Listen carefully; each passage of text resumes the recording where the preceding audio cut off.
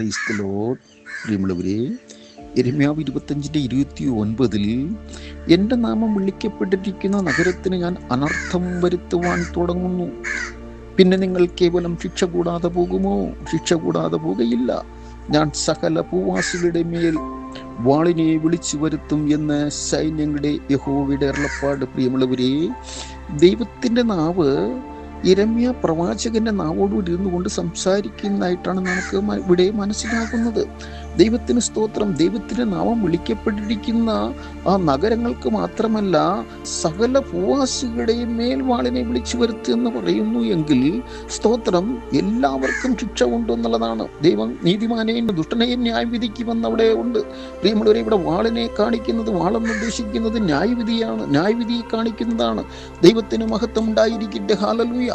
അപ്പോൾ 1 പത്രോസിന്റെ ലേഖനം 4:17 വായിക്കുമ്പോൾ അവിടെ പറയുന്നത്, ന്യായവിധി ദൈവഗൃഹത്തിൽ ആരംഭിപ്പാൻ സമയമായല്ലോ.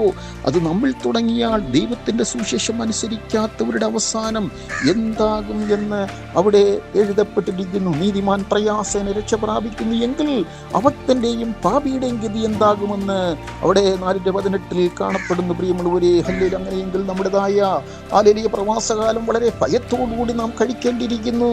ഒരു ശുദ്ധീകരണ മനോഭാവം നമ്മുടെ ജീവിതത്തിൽ ആവശ്യമായിരിക്കുന്നു. ശുദ്ധീകരണം കൂടാതെ ആർക്കും ദൈവത്തെ കാണുവാൻ കഴിയത്തില്ല എന്നുണ്ടല്ലോ.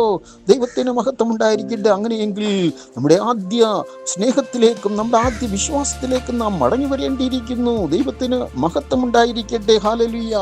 മലാക്കി ഹല്ലേലൂയ 1:6 പ്രകാരം പറയുകയാണ്, മകനപ്പനെയും ദാസൻ യജമാനെയും ബഹുമാനിക്കേണ്ടതല്ലയോ?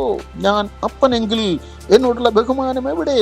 ഞാൻ യജമാനെങ്കിൽ എന്നോടുള്ള ഭക്തി എവിടെയെന്ന് സൈന്യങ്ങളുടെ ദൈവമായ യഹോവ ചോദിക്കുകയാണ്. ഹല്ലേലൂയ. ആരോടാണ് ചോദിക്കുന്നത്? അത് ദൈവത്തിന്റെ നാമം വിളിക്കപ്പെട്ടിരിക്കുന്ന ജനത്തോടാണ് ചോദിക്കുന്നത്. പ്രിയമുള്ളവരെ, ഹല്ലേലൂയ.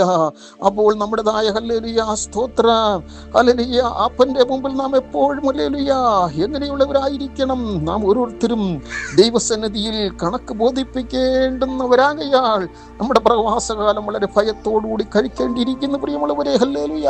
എന്നല്ലേ നമുക്കിവിടെ കാണുവാൻ കഴിയുന്ന നമ്മുടെ ദൈവത്തോടുള്ള ബഹുമാനവും ഭയഭക്തിയും നമ്മളിൽ നിന്ന് നഷ്ടപ്പെട്ടു പോയിട്ടുണ്ടെങ്കിൽ അക്കാര്യത്തിൽ നാം വളരെ ജാഗ്രതയുള്ളവരായിരിക്കുവാൻ നമുക്ക് പരിശ്രമിക്കാം. പ്രിയമുള്ളവരെ, നമ്മുടെ ദൈവം ഹല്ലേലൂയ നമ്മെ കൈവിടുകയില്ല, നാം ഉപേക്ഷിക്കുകയുമില്ല. ദൈവത്തിന് മഹത്വം. നമ്മുടെ പുറകുവശങ്ങളെ കണ്ടെത്തിക്കൊണ്ട് ഹല്ലേലൂയ സ്തോത്രം, ദൈവത്തിനും മനുഷ്യർക്കും കുറ്റമറ്റ മനസാക്ഷിയുള്ളവരായി ജീവിക്കുവാൻ നമുക്ക് ഓരോരുത്തർക്കും പരിശ്രമിക്കാം എന്ന് പറഞ്ഞുകൊണ്ട് ഞാൻ ഇവിടെ നിർത്തുന്നു. ആമേൻ, ആമേൻ, ആമേൻ.